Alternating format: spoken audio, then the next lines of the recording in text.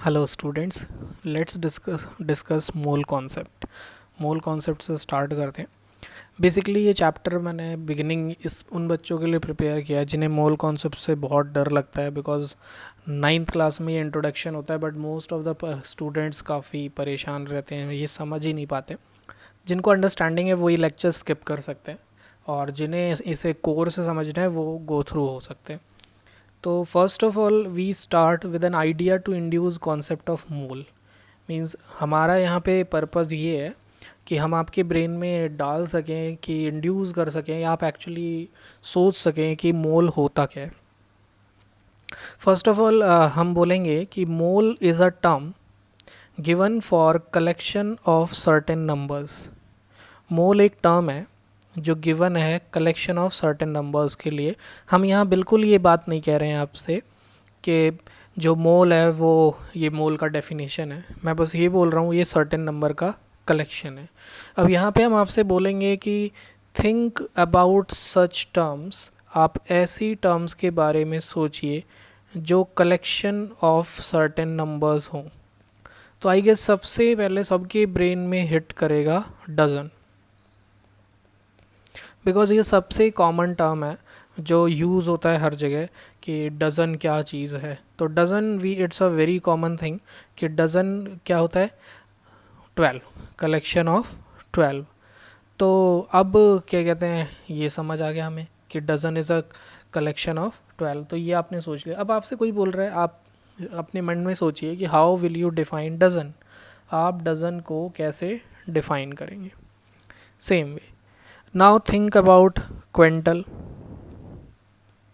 But sir ये तो number का कलेक्शन नहीं है, ये वेट का कलेक्शन है। Yes, but it's a term created for wait. तो सूनर हम ये भी डिस्कस करेंगे, स्टडी करेंगे कि कुछ टर्म्स वेट के लिए भी डिफाइन की गई हैं मोल कॉन्सेप्ट में। तो we start with a very common concept dozen. और अब आप अपने मन में डज़न डिफाइन भी कर चुके हैं कि सर डज़न तो क्या है, किसी भी चीज़ के आगे डज़न लगा दो उसका मतलब 12 हो जाता है। Okay fine. तो सच दैट अगर मैं आपसे बोलता हूँ कि आप मार्केट से जाइए 1 डज़न एप्पल ले आइए, तो आप ला सकते हैं? आपका आंसर होगा यस सर, वाई नॉट। फिर हम आपसे बोलेंगे कि आप मार्केट जाइए 1 डज़न बनाना ले आइए, तो आप बोलोगे, अब मैं आप तो आप बोलोगे यस सर, वाई नॉट। फिर मैं बोलूँगा कि आप मार्केट जाइए और 1 डज़न शुगर ले आइए। तो अब क्योंकि मैंने बोला है तो शायद आप में से कुछ बच्चे तो चले ही जाएंगे और कुछ मन में सोचेंगे कि सर को मतलब हो क्या गया है, कि शुगर 1 डज़न करेंगे क्या, होगा क्या उससे। तो जैसे ही आपके माइंड में आएगा तो आप बोलोगे सर 1 डज़न शुगर, तो शुगर इतनी छोटी चीज़ है, 1 डज़न में कुछ आएगा ही नहीं। तो मैं आपसे बोलूँगा अच्छा कितना छोटा है शुगर। तो आप बोलोगे सर कि बस ये मान लो कि आपने जो ऐसा ऐसा स्क्वायर का बॉक्स बनाया ना, ये शुगर से बड़ा ही बनाया है, शुगर के पार्टिकल से। तो 12 तो बहुत ही कम होगा, आपके काम का नहीं है सर, आप उसे केजी में मंगवाओ। तो यहाँ मैं आपके ब्रेन में आइडिया इंड्यूस करना चाह रहा हूँ कि वाई आप मुझे क्यों एडवाइस कर रहे हैं कि आप केजी में मंगवाइए। बिकॉज मेरे लिए 12 शुगर के पार्टिकल्स का कोई यूज़ नहीं है। Means every thing has a purpose. जो भी टर्म कॉइन की जाती है वो किसी प्रॉब्लम को सॉल्व करने के लिए, किसी पर्पज़ को सॉल्व करने के लिए की जाती है। सबसे पहले आपके माइंड में ये आना चाहिए। आफ्टर दैट अब आप मेरे से बोलोगे सर डज, अगर आप शुगर कभी भी मंगवाइए तो forget about dozen, just say कि शुगर ले आइए 1 kg या सम केजी। ओके, अब फिर आप बोलेंगे कि सर मैं बोल रहा हूँ चलो ठीक है 1 शुगर ले आओ। अब मैंने एक स्टूडेंट को बोला कि आप 1 शुगर ले आइए, फिर वो हंसेगा मन में सर के ऊपर कि सर को क्या हो गया आज, 1 शुगर क्या, 1 शुगर क्या होता है, मुझे बोलिए कि 1 kg लाना है, 1 डज़न लाना है, 1 क्विंटल लाना है, वाई। तो फिर मैं बोलूँगा कि आप ऐसा करिए 1 kg शुगर ले आइए, आप खुशी खुशी जाएंगे और इजीली ले आएंगे। अब इस एग्ज़ाम्पल से मैं आपके माइंड में दो चीज़ डालना चाह रहा हूँ। फर्स्ट, कि हम हर चीज़ को मेज़र करने की कोशिश करते हैं, हर चीज़ को हम मेज़र करने की कोशिश करते हैं समटाइम्स इन नंबर्स, कई बार उसे गिन के, कई बार उसको वेट करके। ये हमारा दो बेसिक वे है जो सबसे ज़्यादा यूज़ होता है मार्केट में। तो कई बार हम उसे गिन के करते हैं, कई बार वेट करके, डिपेंडिंग ऑन द थिंग्स कि पर्पस सॉल्व हो जाए। मेरा 1 डज़न एप्पल और बनाना से पर्पस सॉल्व हो रहा था तो काम चल रहा है, बट ऐसा आपको कई स्टेट्स में क्या मिलेगा कि एप्पल और बनाना भी आपको बनाना डज़न में नहीं मिलेगा, केजी में ही मिलेगा, या हो सकता है सेम स्टेट में भी आपके साथ ऐसा हो जाए। तो दोनों से पर्पस सॉल्व हो रहा है तो हमें इससे कोई परेशानी नहीं है।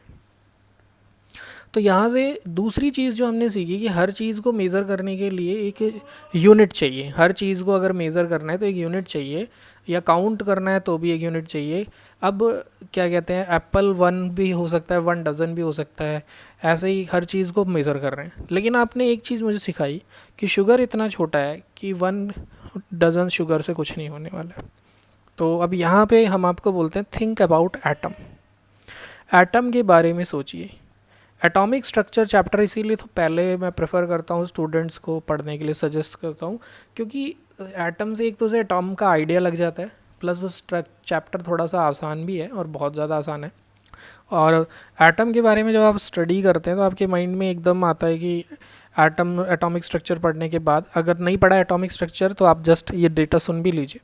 एटम का जो साइज़ मानते हैं वो अप्रॉक्सीमेटली 1 एंगस्ट्रॉम मानते हैं, which is 10 raised to power minus 10 equal to 10 raised to power minus 10 metre. तो आप सोचिए एटम, सबसे पहले अपने ब्रेन में इस चीज़ को इमेजिन करिए कि कितनी छोटी चीज़ है, 0.0000। अगर मैं 10 जीरो लगा दूंगा तब जाके मेरे पास, ये गिन लेना मैं अप्रॉक्सीमेटली, ये 0.0001 हमारा 1 एटम का साइज़ है।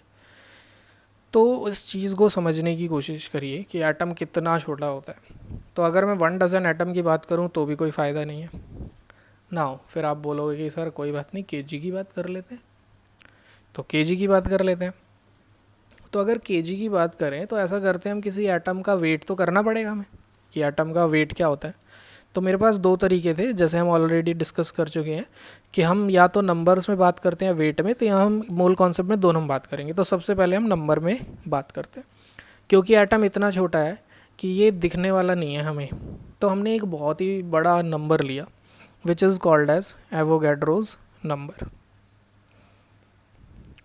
और एवोगैड्रोज नंबर क्या है, जैसे आपने 12 के सेट को डज़न बोला है, वैसे ही 6.022 into 10 raise to power 23 particle को हमने एवोगैड्रोज नंबर बोल दिया।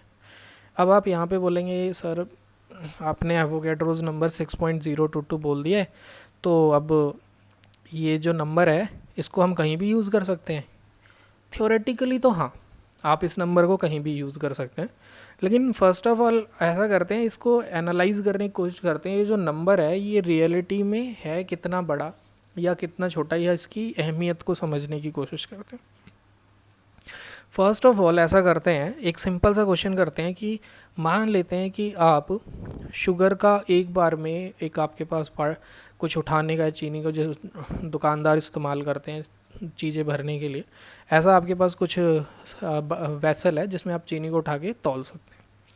तो हम मानते हैं कि फ़र्स्ट ऑफ ऑल हमने ये क्वेश्चन मान लिया, इमेजिन किया कि आप एक बारी में, आप सोचिए कि कितने शुगर के पार्टिकल्स ला सकते हो, लाख, करोड़, हज़ार, करोड़, अरब, कितने पार्टिकल ला सकते हो। तो मैं आपको ये बता देता हूँ कि जो लाख होता है उसमें 5 जीरो होती है, 10 लाख में 6 जीरो होती है, करोड़ में 7 जीरो होती है, और 100 करोड़ में 9 जीरो होगी। तो इस तरीके से अगर मैं बोल रहा हूँ कि आप एक बारी में, आपने बोला सर हम तो अरबों खरबों पार्टिकल शुगर के उठा सकते हैं, तो मैं मान लेता हूँ कि आप 10 raise to power 10 particle of sugar एक बार में उठा सकते हैं शुगर, और इसे उठा के किसी को दे सकते हैं डिस्ट्रीब्यूटेड।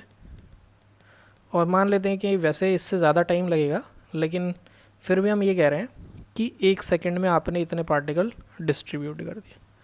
अब आप फटाफट ये कैलकुलेट कर देंगे टाइम रिक्वायर्ड टू डिस्ट्रीब्यूट, कितना टाइम लगेगा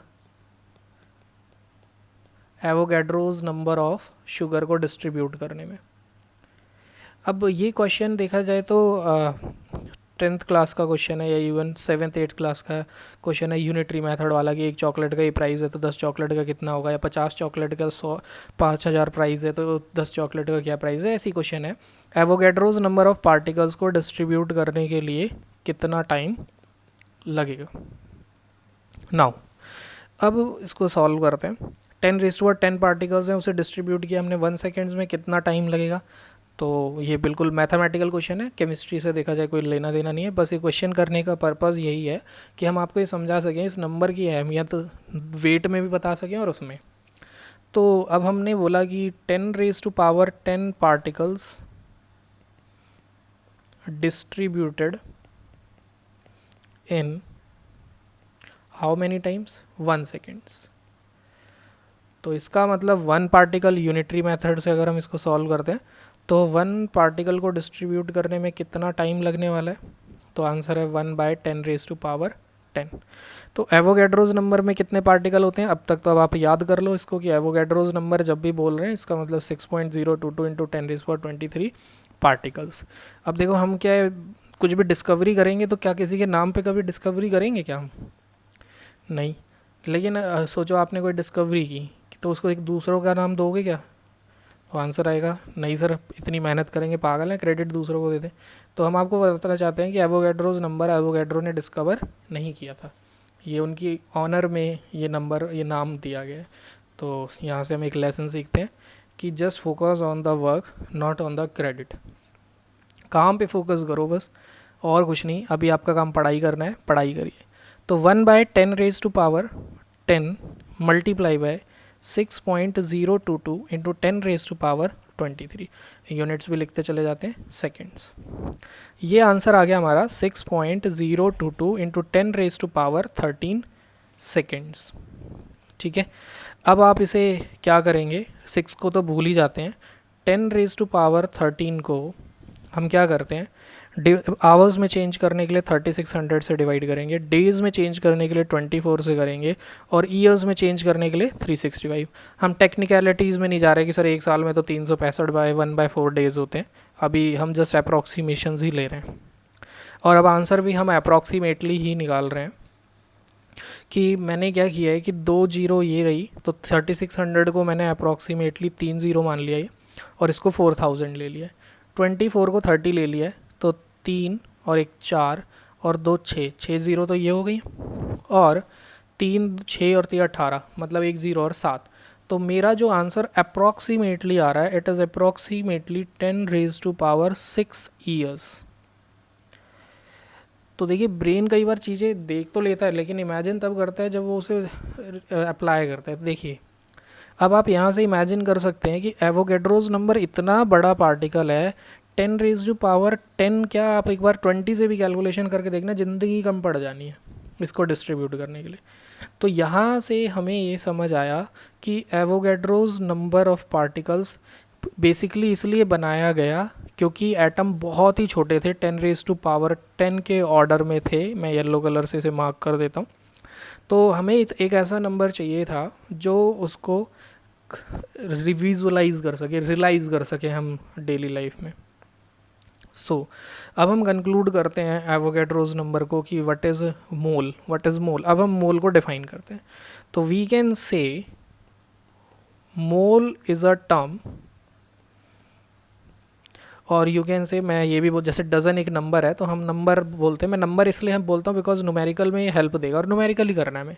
मोल इज़ अ टर्म और number which have 6.022 into 10⁻23 particles. Sir कई बुक्स में 2-3 लिखा है, क्या मानना है? तो NCERT 2-2 लिख रही है। हाँ, पुराने 10-15 साल पहले NCERT भी 2-3 लिखती थी, बट 2-2। इस बात को ऐसे समझो कि आप बोलोगे सर 1 2 का 3 करने से क्या फ़र्क पड़ रहा है। देखो पावर माइनस में होती है तो फ़र्क नहीं पड़ता, यहाँ पावर प्लस में है और वो भी 23 के टर्म में है। अब आप सोच रहे हो अगर आपने 2 का 3 कर दिया ना, तो ऐसे समझ लो कि किसी के पास 3000 करोड़ रुपए थे तो 4000 करोड़ रुपए हो गए, और यहाँ तो हर करोड़ करोड़ करोड़ रुपए में फ़र्क आ जाए। तो जस्ट IUPAC ने अभी इसको स्टैंडर्डाइज 6.022 इंटू 10⁻23 पार्टिकल्स पे किया है। सर अब ये 10⁻23 को पार्टिकल को क्या बोलें? क्या हम एप्पल बोल सकते हैं, बनाना बोल सकते हैं? हाँ बिल्कुल बोल सकते हैं, थ्योरेटिकली तो बोल सकते हैं, लेकिन प्रैक्टिकली ये वो आपकी मांग है जो धरती पे कोई भी पूरी नहीं कर सकता। इसीलिए बहुत छोटे एटम्स के केस में हम आपको बस ये बोलेंगे कि 6.022 इंटू 10⁻23 को आप इसे एटम बोलिए, आप इसे मॉलिक्यूल्स बोलिए, आप इसे इलेक्ट्रॉन्स भी बोल सकते हैं, आप इसे प्रोटॉन्स भी बोल सकते हैं, आप इसे न्यूट्रॉन्स भी बोल सकते हैं। मतलब एटॉमिक लेवल पे जो जो चीज़ें हैं वो आप कुछ भी कह सकते हैं, वो आप फ्री हैं। बट प्लीज़ ये नहीं कि दुकानदार के पास जाके बोल रहे हैं कि 1 मोल चेयर, फ़ायदा भी नहीं है, वो मोल समझ भी नहीं पाएगा, वो केमिस्ट्री नहीं जानता है। तो जो जनरल टर्म है, तो यहाँ से आई होप आपको मोल का आइडिया लग गया होगा कि व्हाट इज़ अ मोल। तो mole is a term given for collection of certain numbers, और नंबर्स के ऐसे टर्म सोचिए जिसमें नंबर ऐड हो, तो एग्जांपल डज़न आता है, 12 के कलेक्शन को डज़न बोलते हैं और वो कहीं भी यूज़ किया जा सकता है। फिर हमने देखा कि एवोगैड्रोस नंबर 6.022 इंटू 10⁻23 के कलेक्शन को मोल बोलते हैं। फिर हमने इमेजिन किया कि 10⁻10 मतलब एवोगैड्रोस नंबर कितना बड़ा पार्टिकल है। तो आई होप यहाँ से हमें थोड़ा सा आइडिया लग गया है मोल के बारे में कि व्हाट इज़ एक्चुअली अ मोल। अब लास्ट एक्सरसाइज जो मैं आपको सजेस्ट करूँगा, ये बहुत इंपॉर्टेंट है, अपने ब्रेन में इसे फिक्स कर लीजिए। कहीं भी अगर आपको क्वेश्चन में लिखा मिलता है 1 मोल ऑफ एटम, या कहीं भी क्वेश्चन में लिखा रहता है कि 1 मोल ऑफ मॉलिक्यूल, या क्वेश्चन में कहीं भी लिखा हुआ है 1 मोल ऑफ इलेक्ट्रॉन या 1 मोल ऑफ प्रोटॉन, तो आई स्ट्रांगली रिकमेंड यू कि आप इसको ऐसे मत पढ़िए, आप इसको पढ़िए 6.022 इंटू 10⁻23 एटम्स की बात हो रही है। आप ब्रेन में हैबिट डालिए कि आपको आदत पड़ जानी चाहिए कि आपके जैसे 1 मोल ऑफ मॉलिक्यूल बोल रहे हैं तो एवोगैड्रोस नंबर ऑफ मॉलिक्यूल की बात हो रही है, और ऑब्वियसली एटम में एटम होगा, मॉलिक्यूल में मॉलिक्यूल। अब आप उसके मार्केट में 1 डज़न एप्पल लेने जाएंगे तो वो आपको 1 डज़न बनाना तो नहीं देगा। तो अगर कई एब्सर्ड क्वेश्चन बच्चे पूछते हैं कि सर ये चीज़ें भी निकाल सकते हैं, हाँ अगर देखिए अगर कोई बोल रहा है कि 1 डज़न पेंसिल का पैकेट दे दो और 1 डज़न पेंसिल बोल मांग रहा है, तो दोनों में फ़र्क है। कोई 1 डज़न पेंसिल मांग रहा है मतलब 12 पेंसिल, कोई 1 डज़न पेंसिल का पैकेट मांग रहा है तो मतलब वो 12 पेंसिल के पैकेट मांग रहा है। हाँ अब मैं अगर कोई पूछ रहा है कि सर 1 डज़न पेंसिल के पैकेट में कितने पेंसिल है, तो मैं आंसर कर सकता हूँ। बट अगर कोई पूछे सर 1 डज़न एप्पल में कितने बनाना है, तो it's absurd question. Again Avogadro's number को हम डिनोट करते हैं Na से, तो मैं कुछ टर्म्स इसलिए भी लिख रहा हूँ कि धीरे धीरे आपका ब्रेन उसे एब्जॉर्व करे, और Na की जगह को N0 भी कुछ बुक्स मेंशन कर देते हैं। एवोगैड्रोस को Na से भी डिनोट करता है, N0 से। ये बुक टू बुक वेरी करता है, ऐसा कोई स्टैंडर्ड नोटिफिकेशन नहीं है, आप X मान लो Y मान लो, बिकॉज आप किसी भी चीज़ को किसी तरीके से शो कर सकते हो। तो टिल हेयर आई होप आपको मोल का आइडिया क्लियर हो गया होगा। मैं इसे और क्लियर करने के लिए अगले लेक्चर में, क्योंकि आपने मेरे को बोला है कि सर आपका लेक्चर बोरिंग हो जाता है 20 मिनट के बाद, स्टूडेंट्स बोल रहे हैं, तो मैं कोशिश कर रहा हूँ विदिन 10 मिनट्स आपको क्या कहते हैं, जैसे आपने मुझे भी बोला सर कुछ बीच में सजेशन भी दे दिया करिए, तो मैं कोशिश करूँगा थोड़ा स्टडी टिप्स, शॉर्ट लेक्चर और आपका इंटरेस्ट मेंटेन रहे कॉन्सेप्ट क्लियर के साथ। अब नेक्स्ट में मैं मोल को और क्लियर करूँगा।